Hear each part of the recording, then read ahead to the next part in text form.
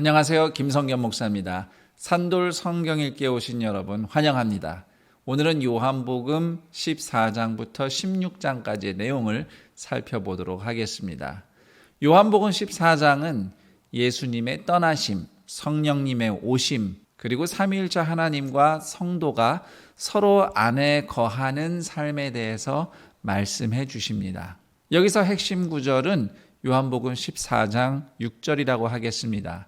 내가 곧 길이요 진리요 생명이니 나로 말미암지 않고는 아버지께로 올 자가 없느니라.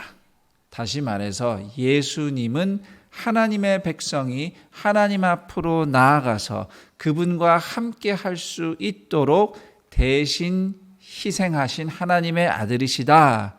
그리고 그 일이 이루어지도록 이제 예수님은 떠나시려 한다는 겁니다. 정확하게 말해서 예수님의 죽음, 부활, 그리고 승천을 의미하는 것이죠. 그 대신 예수님이 그렇게 떠나시면 성령님이 내려오십니다. 그리고 20절에 성령님이 오시면 어떤 일이 일어날지 예수님이 또 이렇게 말씀하십니다. 내가 아버지 안에, 너희가 내 안에, 내가 너희 안에 있는 것을 너희가 알리라. 아버지 하나님과 아들 하나님 예수님의 그 사랑의 교제, 삼위일체 하나님의 코이노니아가 성령님을 통해서 제자들 안에 교회 공동체 가운데 임재하게 된다는 말씀입니다. 다시 말해서 제자들이 세상 어디에 있든지 성령님만 함께 하시면 20절 말씀처럼 경험할 수 있다는 겁니다. 성령님이 제자들 안에 계심으로써 제자들도 삼위일체 하나님의 사랑의 교제, 코이노니아를 누릴 수 있는 거죠. 제자들은 하나님을 사랑하고 또 제자들이 하나님께 사랑을 받는 경험을 하면서 사는 겁니다. 그런 삶에 대해서 예수님이 21절에서 이렇게 말씀하시죠. 나의 계명을 지키는 자라야 나를 사랑하는 자니 나를 사랑하는 자는 내 아버지께 사랑을 받을 것이요 나도 그를 사랑하여 그에게 나를 나타내리라. 여기서 예수님이 말씀하신 계명이 뭡니까? 요한복음 13장 34절이죠. 새 계명을 주노니 너희가 서로 사랑하라. 그래서 35절에서 너희가 서로 사랑하면 이로써 세상이 너희가 내 제자인 줄 알리라. 다시 말해서 예수님이 드러나리라는 말씀이죠. 이런 일이 일어나는 과정에서 성령님의 중요한 역할이 26절에 소개되어 있습니다. 보혜사 곧 아버지께서 내 이름으로 보내실 성령 그가 너희에게 모든 것을 가르치고 내가 너희에게 말한 모든 것을 생각나게 하리라. 보혜사라고 번역된 말은 헬라어로 파라클레토스라는 단어인데 기본적으로는 돕는 자라는 뜻이 있고 또 하나는 변호사라는 의미가 있습니다. 성령님은 성도가 예수님의 말씀, 예수님의 그 계명 서로 사랑하라는 그 말씀이 생각나고 깨닫도록 도와주셔요. 그래서 돕는 자, 보혜사, 특히 말씀으로만 도와주신다. 우리가 아무리 불순종하고 어긋나고 있어도 무슨 신이 들리듯이 귀신 씌우듯이 그렇게 조종하지 않으시고 그저 어떻게든 우리의 신앙 양심에 말씀이 생각나도록 도우시는 파라클레토스, 그렇게 성령님이 우리를 돕는 자로 인도하시고 그럼 우리가 그 말씀이 생각날 때 믿음으로 결단하고 순종하는 거예요. 서로 사랑하는 거죠. 그것이 하나님과의 사랑의 교제, 코이노니아인 것입니다.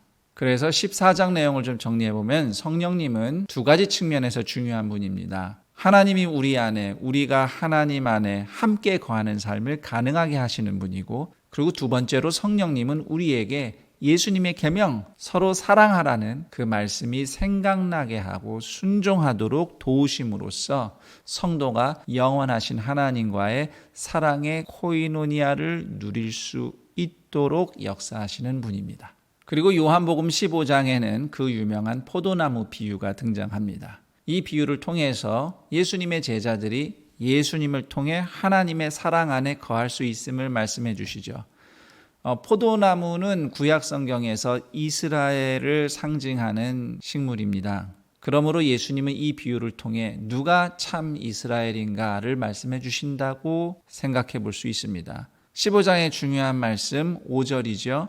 나는 포도나무요 너희는 가지라. 그가 내 안에 내가 그 안에 거하면 사람이 열매를 많이 맺나니 나를 떠나서는 너희가 아무것도 할 수 없습니다. 과거에는 유대교에 입문해서 종교생활 하는 사람이 이스라엘이고 하나님의 백성이라고 여겨졌습니다. 그런데 예수님께서는 예수님을 믿고 하나님의 사랑을 삶에서 열매 맺는 사람이 참 하나님의 백성이라고 말씀하시는 겁니다. 10절 읽어드리겠습니다. 내가 아버지의 계명을 지켜 그의 사랑 안에 거하는 것 같이 너희도 내 계명을 지키면 내 사랑 안에 거하리라. 12절 말씀입니다. 내 계명은 곧 내가 너희를 사랑한 것 같이 너희도 서로 사랑하라 하는 이것이니라. 15장 18절부터는 성도가 예수님 안에 그리고 예수님이 성도 안에 거하기 때문에 믿는 자들이 세상에서 거절당하거나 미움받을 수 있다는 말씀을 들려주십니다. 그리고 계속해서 16장에서도 예수님께서는 앞으로 예수님의 제자들에게 일어날 고난에 대해서 말씀해 주셔요. 그러나 성령님께서 오셔서 제자들을 어떻게 인도하실지 또한 말씀해 주십니다.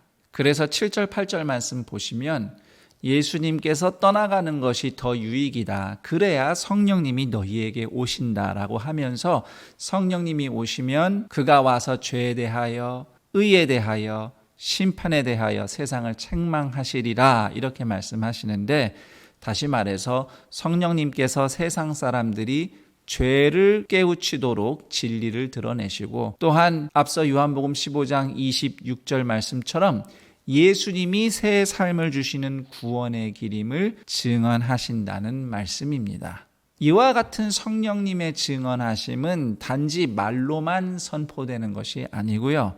성령님이 계신 곳에서 하나님의 사랑이 역사함으로써 그 진리가 증언되는 것입니다. 앞서 요한복음 13장 35절의 관점이 중요합니다. 너희가 서로 사랑하면 이로써 세상이 너희가 내 제자인 줄 알리라. 제자들의 사랑하며 살아가는 모습을 통해 주님이 증언되는 것입니다. 그리고 33절에 아주 중요한 예수님의 말씀이 소개되어 있습니다. 담대하라, 내가 세상을 이기었노라. 예수님이 세상을 어떻게 이기시는지는 18장에서 20장 사이에 기록된 말씀, 예수님의 십자가, 고난, 죽으심, 부활의 이야기를 통해서 드러나게 됩니다. 자, 이렇게 요한복음 14, 15, 16장을 함께 살펴봤습니다. 저는 여기서 인사드리고요. 내일 다시 찾아뵙겠습니다. 감사합니다.